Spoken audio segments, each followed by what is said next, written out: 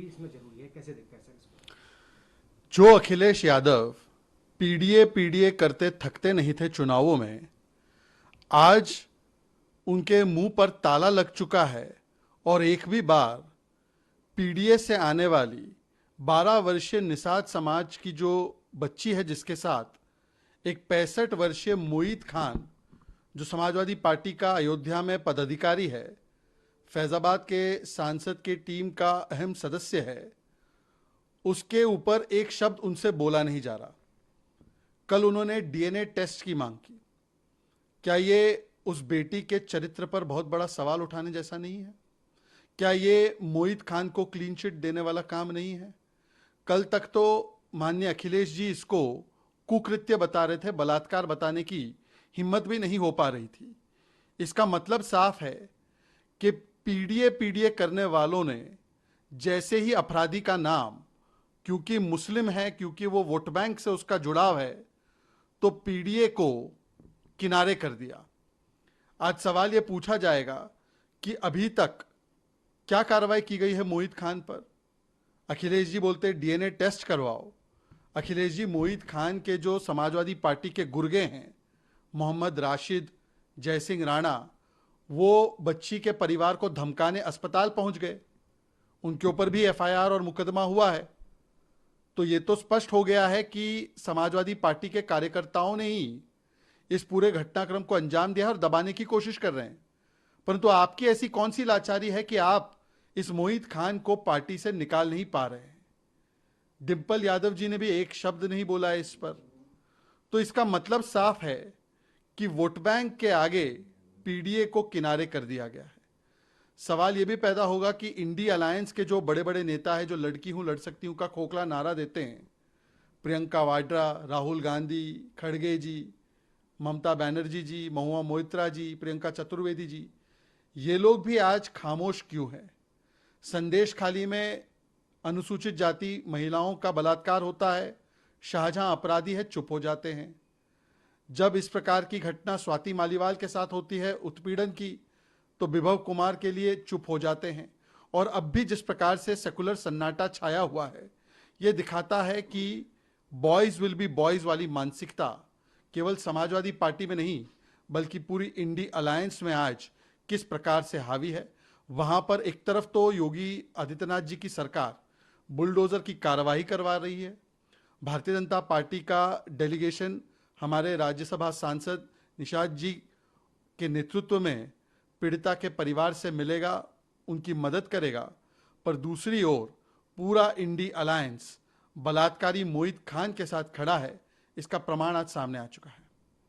Said that the DNA test should be done, and if this will be false, so the officers also should be not spared. And the local MP also said that the government enmity shows in this case, and Mayawati backing the state government also.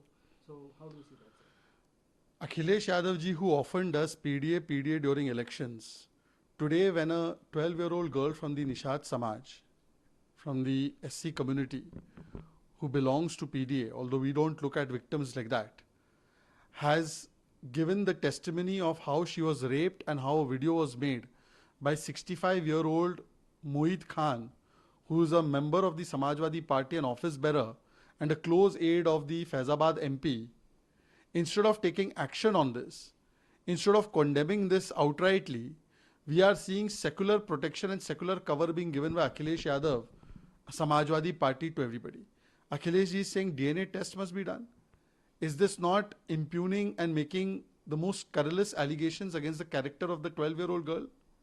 Has he ever asked for DNA test of any other accused? Why only for Moeed Khan? It also shows that how when the question is between PDA and vote bank, then the vote bank prevails over PDA. Till now, no action has been taken on Moeed Khan. Akhilesh ji should know that his own Samajwadi Party leaders, Mohammad Rashid and one more, Jai Singh Rana, have tried to influence and threaten the family to withdraw the case. Still, DNA test is required. The question is that why Akhilesh Yadav ji, till yesterday he was not even calling it rape, he was calling it kukritya. He was unable to even say rape. Today he has been finally forced to say it. But when will he act on this Mohit Khan? His pictures, his closeness to Faizabad MP is well known. And it is not just selective silence of Akhilesh Yadav. लड़की हूं लड़ सकती हूं कहने वाली प्रियंका वाड्रा, राहुल गांधी, खड़गे जी, Mamata Banerjee, Mahua Moitra, Sagarika Ghosh, Priyanka Chaturvedi, all these stalwarts who speak on women's issue, suddenly when they have seen that the beti may be from Dalit community, from the Nishad community, but the man, the accused, is from Muslim community, they have gone silent. This way they will give secular protection to a accused because of his vote bank considerations. It only shows their selectiveness and their convenient politics. They have remained silent when SC women were raped by Shahjahan in Sandesh Khali. They have remained silent on Swati Maliwal and Bibhav Kumar issue.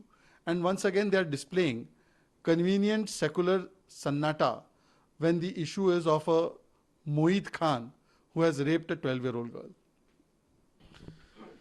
देखिए, ये कांग्रेस की मानसिकता को दर्शाता है. शशि थरूर के लिए 300 से अधिक लोगों का वायनाड में इस प्रकार से हमसे छिन जाना, वो उनके लिए एक मेमोरेबल अवसर है. राहुल गांधी के लिए पिकनिक का अवसर है, राजनीतिक टूरिज्म का अवसर है, फोटोग्राफी का अवसर है. 230 कैमरा लेकर राहुल गांधी वहाँ पर पहुँचे. वहाँ पर गाड़ी से उतर भी नहीं पाए तो लोगों का वहाँ पे गुस्सा फूटा और उन्होंने कहा कि हमने इनको वोट दिया, ये अपने पैर और जूते गंदे नहीं करवाना चाहते, इसलिए वो गाड़ी में बैठे. 2 दिन देर से गए.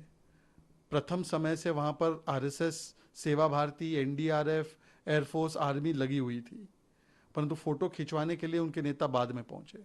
तो कोई मेमोरेबल एक्सपीरियंस बता रहा है, कोई पिकनिक के एक्सपीरियंस से जा रहा है.